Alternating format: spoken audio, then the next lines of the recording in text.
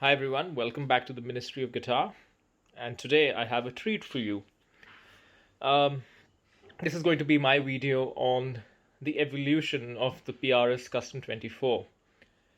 And we're going to cover four guitars going all the way from 2000, sorry, all the way from 1986, which is when PRS started, to 2021.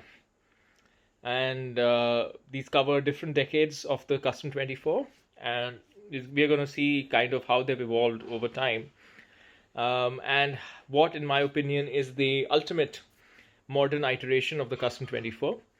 The reason I wanted to make this video is because as much as I used to be a Gibson and a Les Paul guy, having only played a Les Paul for a long time, over the last 5 to 6 years, I have really become a Custom 24, or rather a PRS kind of a player. And Custom 24 has officially displaced the Les Paul as my favorite guitar model.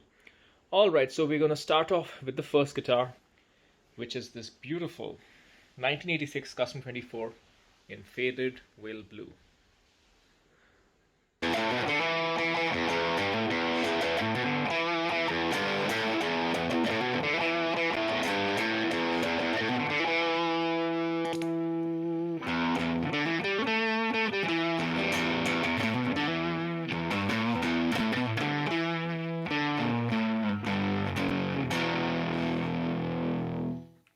All right, this is a pretty good place to start. This is a 1986 PRS Custom 24, basically, or just a PRS Custom as it was called at the time. But before we get into this guitar, let's talk a little bit about the ethos of the Custom or the Custom 24.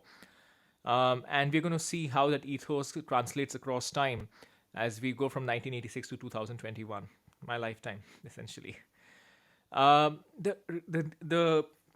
need for the, or rather the brief of the PRS Custom 24 was really to be a guitar that does it all for the working musician. It can get you your Gibson sounds, it can get you your Fender sounds, and the combination that was chosen was pretty interesting. And for those of you who already know this, please skip, but for those of you who don't, the scale length was 25 inches, which was in between Gibson and Fender.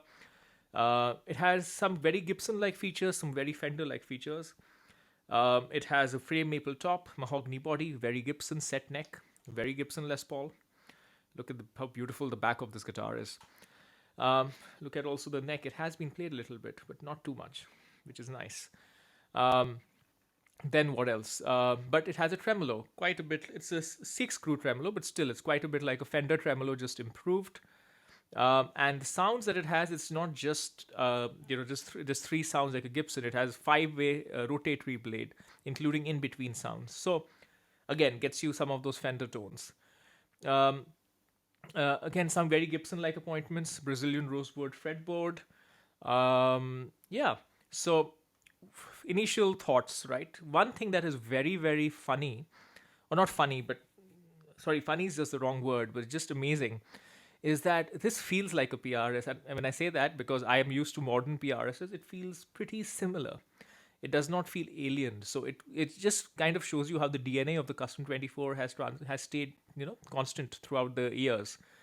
And it's still a very, very good guitar. My main observations have been the pickups are much lower output than modern pickups. They're less loud. I am not the biggest fan of the layout, and I guess what I'm going to talk about is how PRS has improved the layout of switching and electronics towards the brief of being the ultimate one guitar for the musician. So this thing, for those of you who don't know, there's a single volume. This is not a tone. This is actually a 5-way blade, a 5-way rotatory switch, which goes from neck to middle positions. I actually don't remember what they all are. So anyways, let's go. We've got neck here. Got one more. Much thinner. Gets you your Fender sounds. Then something in between. This sounds like the middle position of a Les Paul.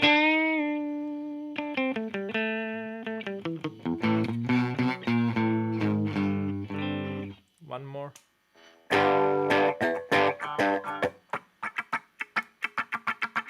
Almost out of phase sounding. and then finally the bridge.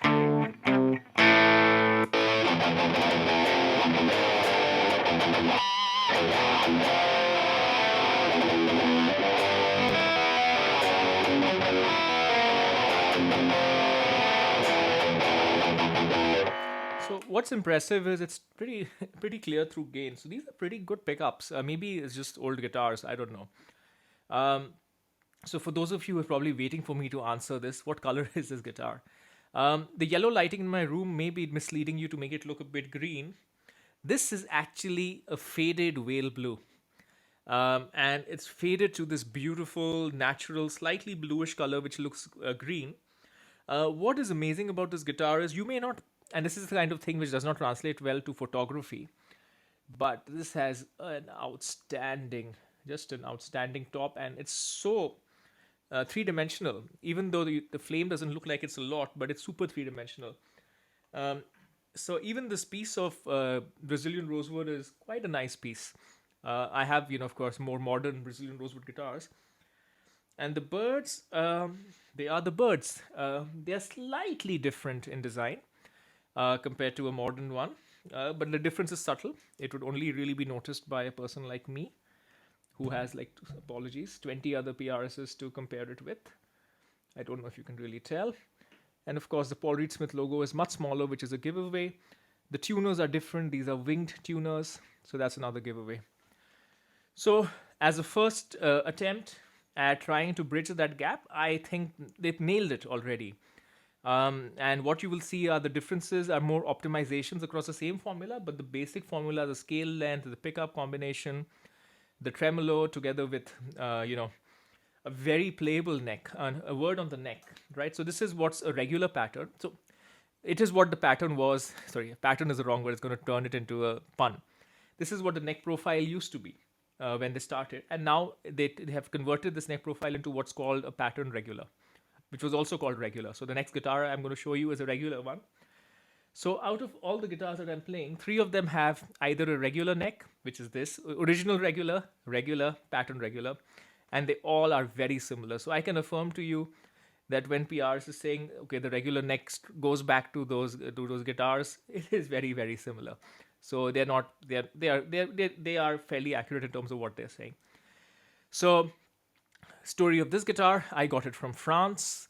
I was looking for a 1986 Custom 24 in Whale Blue. Faded Whale Blue, because I do like the modern PRS color that is Faded Whale Blue, and 1986 is of course my birth year. So that's what I wanted. I know everybody hankers after the vintage yellows, and those command a premium. But for me, yellow is boring. And of all the old colors, if I go back to if I was buying it in 1986, if I had been at an age to buy guitars, what color would I have gone for?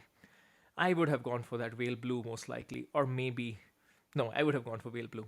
So this is what I would have bought if I could have bought a guitar back then, but I have it now. This particular guitar is in good condition, but you can see there are some marks here, and there's some marks over there. So, but overall, it works just fine. It's a usable guitar, and I really like it. All right, on to the next one.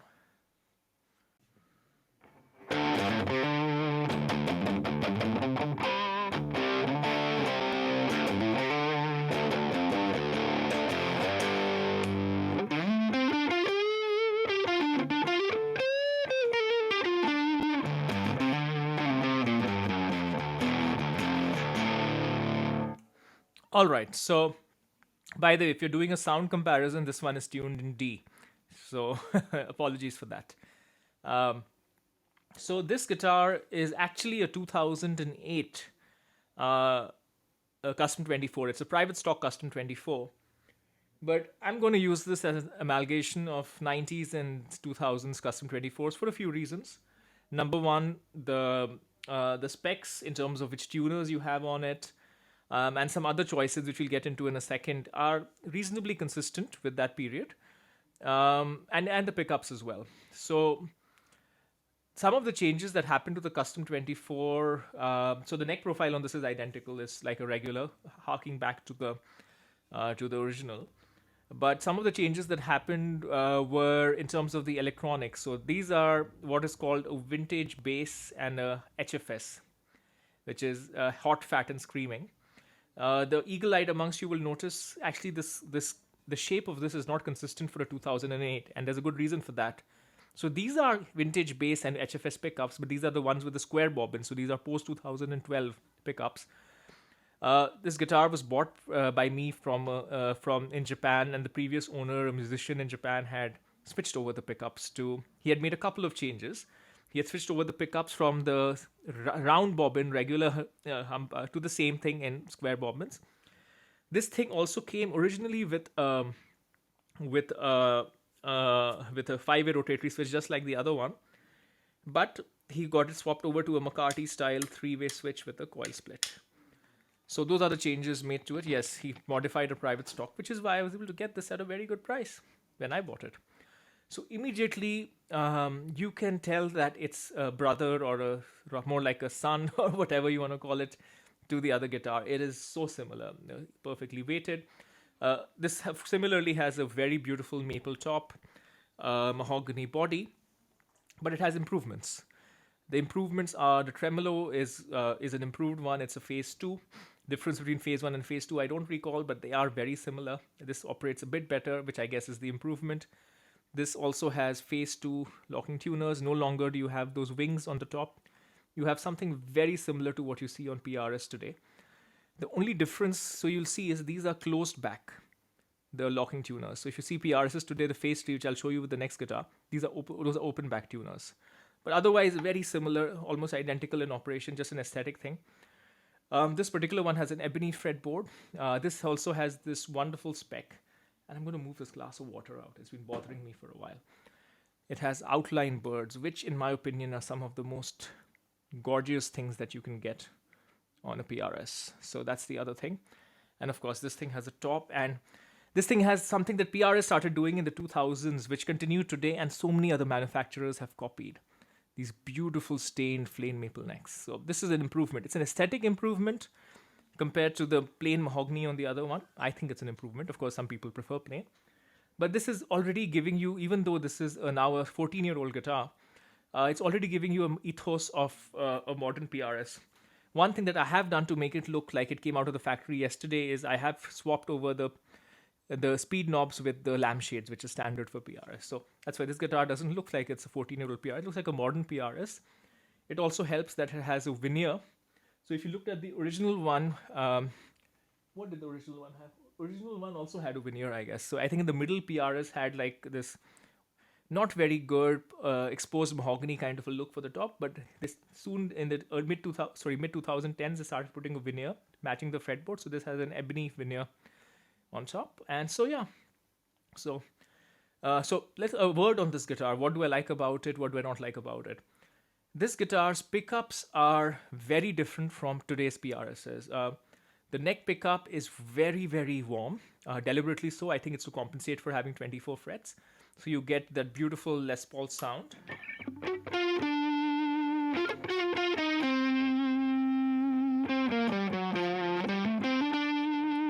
Maybe let's put a tube screamer on it. You can just see what I mean. Remove the tone a little bit. So you know what I was referring to there. So you've got a bit of that. The bridge pickup is very hot, fat, and screaming. What this guitar is really well suited for is what I would call classic 80s music, or 80s is where I would say this goes well, because this is the lead guitar. Like, this is not a gent machine. This is not the ultimate rhythm guitar. This, of all the PRSs I own, this is the most lead guitar-y, if that makes any sense. The neck is super fast, ebony fretboard. The bridge pickup is just made for, those searing Iron Maiden, Van Halen kind of leads. So that's what this guitar is all about. And even the neck pickup is very well suited for neck leads. For absolute chugging and very clear ambient music and very clear clean tones, this is not the guitar for you. Or these are not the pickups for you. So I like the guitar for this reason, because it's very different. So I'm more on the chugging and really crystal clear through gain kind of tones, very modern tones. This one doesn't have, these pickups are not very modern in that sense. But if you like your classic rock and classic metal, anything till the early 90s, this is perfectly in the wheelhouse for that. And that's what I keep this for. Though I have a bit of a joker option here. I would never touch modify a private stock, right? It's just not worth it. These are perfect guitars. But given the previous owner has done me the favor of already swapping the pickups, I am very strongly considering putting in a pair of, in fact, I have already bought them. I've bought a pair of PRS metal pickups, which are much more my style. But I've been hesitating because I don't have another guitar which makes such beautiful lead sounds like this one does. And even though I'm not sitting and playing, like the Trooper or Number of the Beast or Panama or whatever every day. That's not really my. That used to be me 10, 15 years ago, but not anymore. I've gone past that. Not that I can play that very well, but I've gone past that being my musical inspiration. But so I'm a little hesitant to change the pickups because of that reason, because this guitar does have a unique sound and it's perfect for that. But yeah, so I'm still thinking. So no hurry. I'm just keeping the pickups. Maybe I'll put them on another guitar. In the meantime, I just enjoy the way this thing looks. And occasionally, if I'm sitting and remembering the time when we used to cover Iron Maiden in my university band and I feel like playing, I don't know, like, should I know I'm going to get copyright strike? If I feel like playing like Hallowed Be Thy Name or whatever, I pick up this guitar. All right, on to the next one.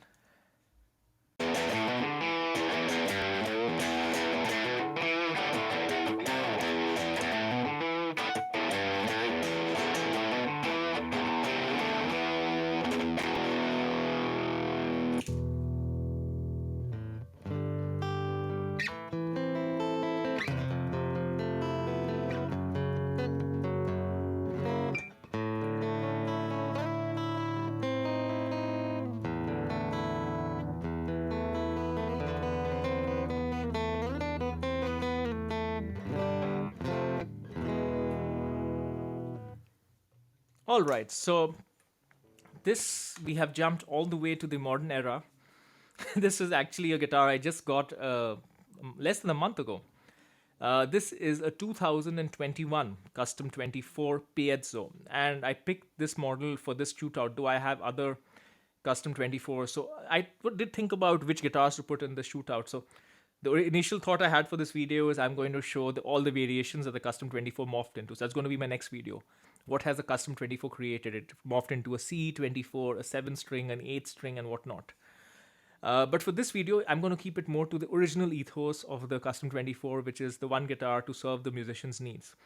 And I think this one is probably closest to that. Though the next guitar that I will show you for me is the Ultimate Custom 24. The reason I put this is because of the acoustic capability. This really becomes the one guitar anyone can need and not need anything else. Because so I'll cover how the Custom 24's own layout has evolved over pickups and electronics have evolved, the electric side, and I'll talk about the acoustic side. So this is now got what we now know as the modern Custom 24 layout, which is a 5-way blade switch. Not exactly like a Strats, but the two humbuckers you get basically bridge, you get neck, single coil, and bridge in parallel. You get both humbuckers in parallel. You get both single coils in parallel, and then you get neck. So those 5 sounds cover pretty much everything you need. Neck humbucker gives you Les Paul tones. Bridge humbucker gives you bridge humbucker tones, which can be used for everything from rock to metal. The middle position gives you, which is a position 3, gives you that kind of a slash kind of a sound if you want to play Don't Cry. Sorry, I will refer these songs, but that's what I remember the tones for. And position 4 position 2 gives you a funk sound, and position 2 gives you kind of a Strat. Sorry, I mixed it up. Position 2 gives you a funk sound. Position 4 gives you the Strat position 4 sound, which we all know. Something like that. Not exactly, but good enough for the live situation. And even for recording, I would argue with EQ you could get there. There are some spec differences, so let's talk a little bit about them. Some things remain similar, 25 in scale length, tremolo, but this is now a phase 3 tremolo, so it's even better. Phase 3 locking tuners, very similar to the phase 2, but if you remember, I told you something about them having open back tuners. Now, these are so gorgeous. These are the best looking tuners ever. I don't think there can be a phase 4. I can't think of what phase 4 can be. Though these are phase 3 modified. And the reason these are modified is this is the introduction that came with the original 594. There's a small hole in the side of the tuners, which makes it, makes it much more resonant. This is a 2021, so it has all the upgrades that PRS introduced in the last year, which is it has a Nitro finish. Well, technically CAB, Nitro over CAB. It's not really Nitro, but it's kind of Nitro. It smells like Nitro. That's all I care about. And it does scratch a little bit like Nitro, maybe a bit more durable than a Les Paul's, but I like that. So if some of you have been holding out, no, I want Nitro because I like the way my Nitro smells on my Les Paul. That used to be, I think, a purchase barrier for many people to buy PRS. Even when I bought my first PRS, and I forgot to mention, the previous two guitars were not Nitro, they were poly, including the private stock. But this one is Nitro. So it does have that Nitro smell. A different smell from Gibson, but enough to encourage you if wanting Nitro was the reason for you not to buy a PRS to begin with. What else? So this one's party trick, of course, is the Piezo. I do want to tell you a story that... so as I told you, I've become very enamored with the Custom 24, and there are a few reasons for that. And now is a good time to get into that because it relates into why I sold a Custom 22 Piezo to get a Custom 24 Piezo. So being a Les Paul guy, initially I was all about the 22 frets because I want that beautiful, the beautiful neck sound, right?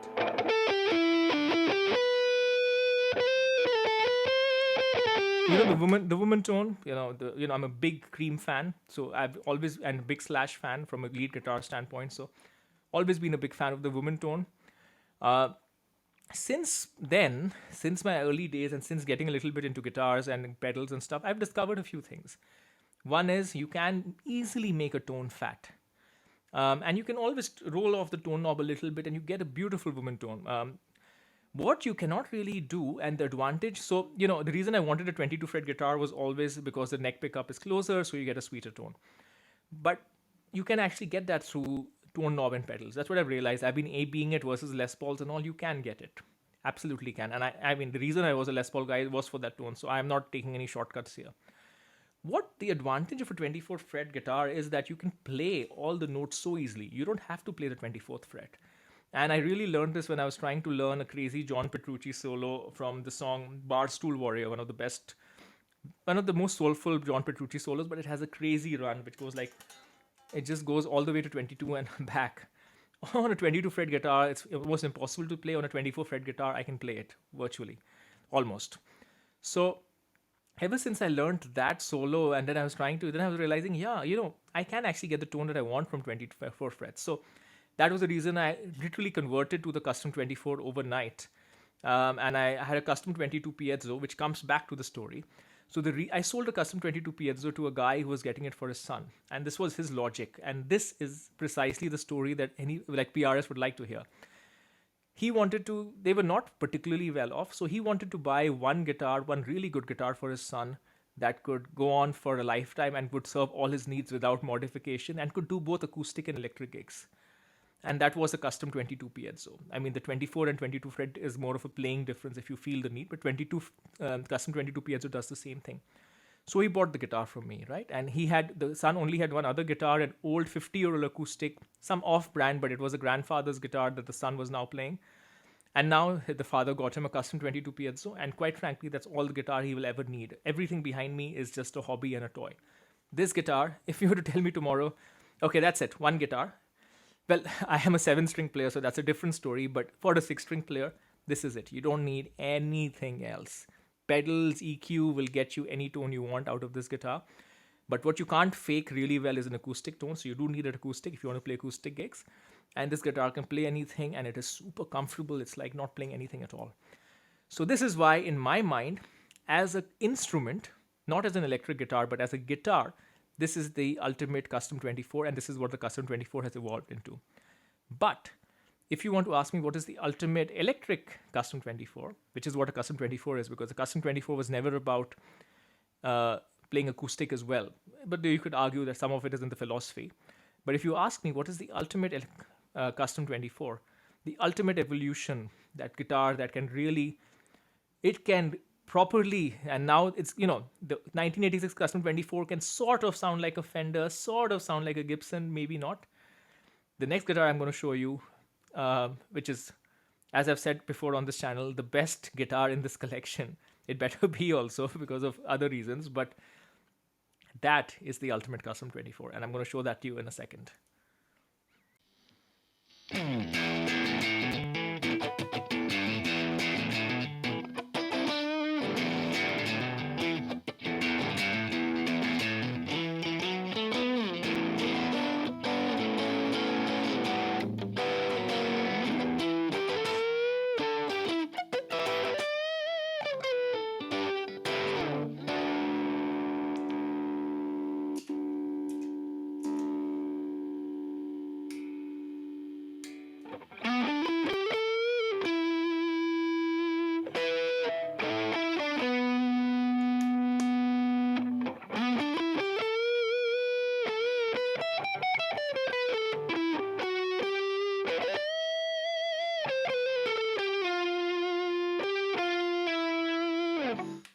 Okay, firstly, this is not a custom 24, is it?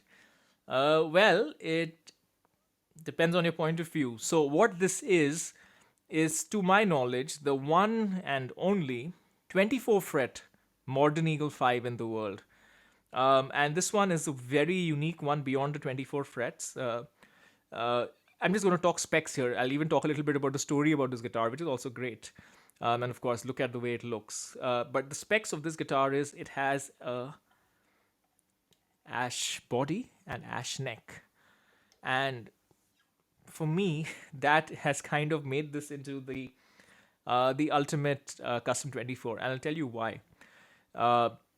So the Modern Eagle 5, for those of you who are not acquainted, is the PRS's ultimate do-it-all guitar. Even more so than the custom 24, because this thing has got, last I checked, 34 sounds.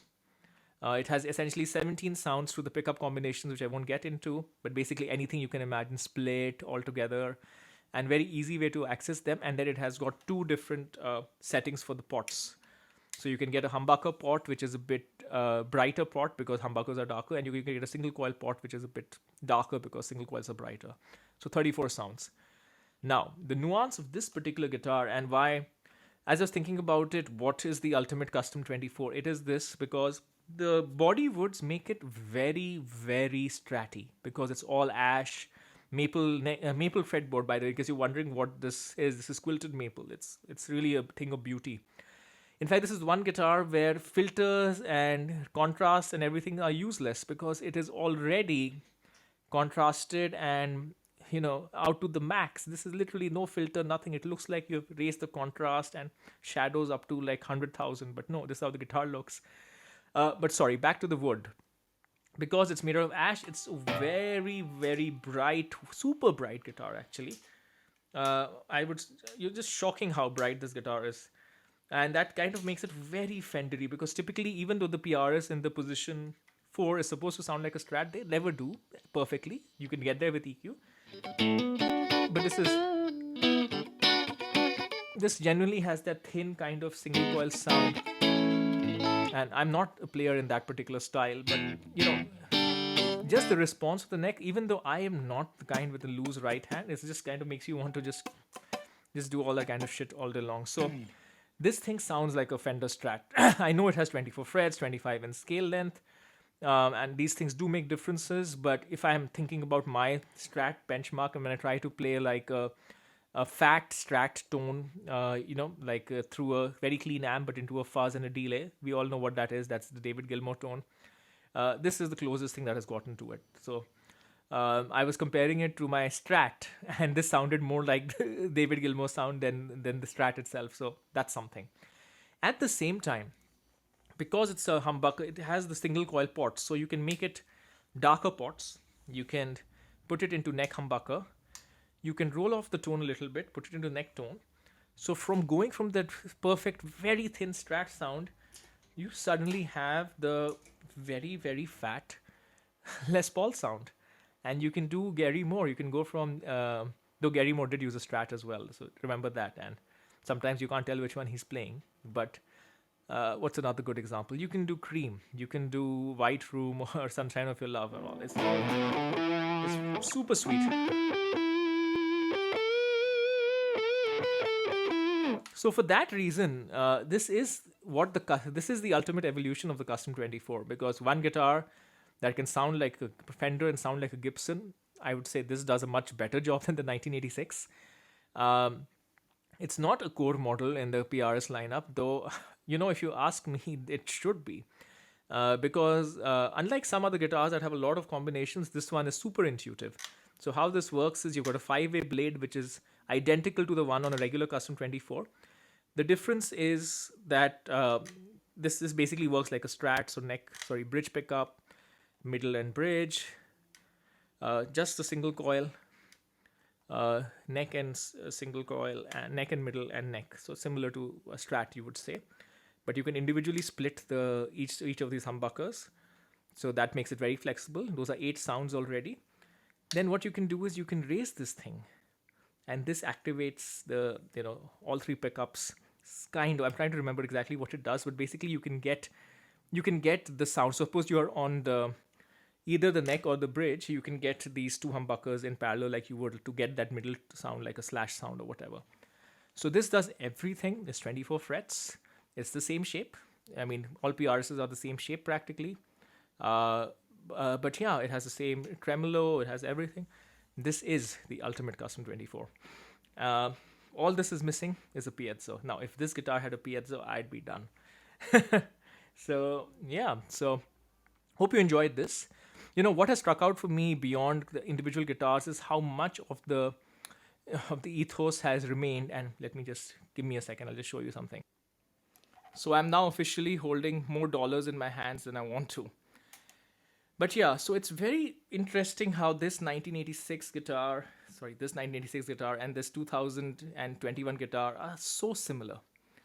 They literally share the same DNA. This one is, the computer is confusing. So the 1986 is just amazing, but the 2021 is even better. And that kind of speaks to what PRS is always trying to do. But they're trying to do the same thing, just go about it different ways. And this is a great evolution of how these guitars have developed. Each of these guitars is just amazing. So yeah, so the Custom 24, to repeat, is probably the one guitar you need. And especially so in modern Eagle 5 form, which doesn't exist, but you can ask PRS nicely, or you can get one built via private stock. All right, so I hope this has been fun. I had a lot of fun putting out all these guitars together and comparing them. And the next video, or maybe sometime down the line, there will be a video where I'm going to talk a little bit about not the evolution of the Custom 24, but the mutation of the Custom 24, and that's going to come next. All right, till next time.